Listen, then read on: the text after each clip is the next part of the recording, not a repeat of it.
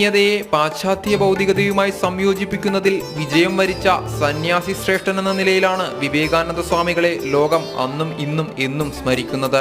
1893 Chicago ലോകമത സമ്മേളനത്തിൽ അമേരിക്കയിലെ എന്റെ സഹോദരീ സഹോദരന്മാരെ എന്നുള്ള അഭിസംബോധനയാണ് പിന്നീട് ഏറെ നേരം നീണ്ടുനിന്ന കരഘോഷം സമ്മാനിച്ചത്.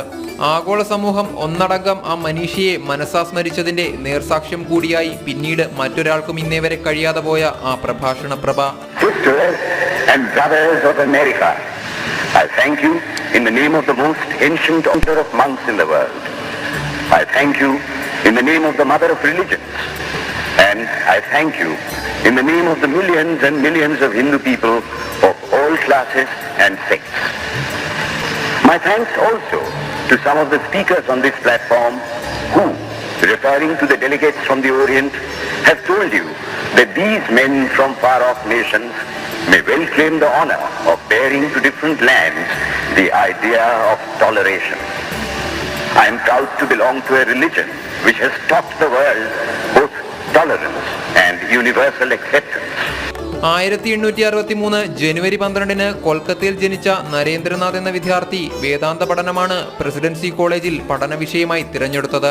കോളേജ് വിദ്യാർത്ഥിയുടെ ഈശ്വരനെ തേടിയുള്ള പ്രയാണം ശ്രീരാമകൃഷ്ണ പരമഹംസരുടെ സംവേദ എത്തുന്നതിന് കാരണമാവുകയും ചെയ്തു.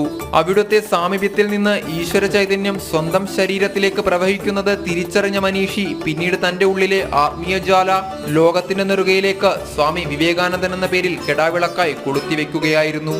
ഭാരതത്തെ ഒന്നാകെ ലോകത്തിനു മുന്നിൽ ഇത്ര മനോഹരമായി വരച്ചുകാട്ടാൻ കഴിഞ്ഞ ഒരാത്മീയ ചൈതന്യം വേറെയുണ്ടാവില്ല. ചിന്മുദ്രയുടെ അർത്ഥം മലയാള നാട്ടിലെ വിദ്യാധിരാജ ചട്ടമ്പി സ്വാമികളിൽ നിന്ന് സ്വായത്തമാക്കിയ വിവേകാനന്ദ സ്വാമികൾ ജാതി ചിന്തകൾ തീവ്രമായ കേരളത്തെ ഭ്രാന്താലയമെന്ന് വിശേഷിപ്പിച്ചതിന്റെ അലയൊലികൾ ഇന്നും അവസാനിച്ചിട്ടില്ല. വിവേകാനന്ദൻ പറഞ്ഞുവെച്ച വാക്കുകൾ ഇന്നും എത്രയോ പ്രസക്തം. എല്ലാ ശക്തിയും നിങ്ങളുടെ ഉള്ളിലാണ്. നിങ്ങൾക്ക് എന്തും എല്ലാം ചെയ്യാൻ കഴിയും. അതിൽ വിശ്വസിക്കുക. നിങ്ങൾ ദുർബലനാണെന്ന് വിശ്വസിക്കരുത്. എഴുന്നേറ്റു നിൽക്കുക. നിങ്ങളുടെ ദൈവികത പ്രകടിപ്പിക്കുക. സ്വന്തം സ്വഭാവത്തോട് സത്യസന്ധത പുലർത്തുക. അതാണ് ഏറ്റവും വലിയ മതം എന്നിങ്ങനെ എത്രയോ പാഠങ്ങൾ അദ്ദേഹം നമുക്കായി കരുതി വെച്ചു.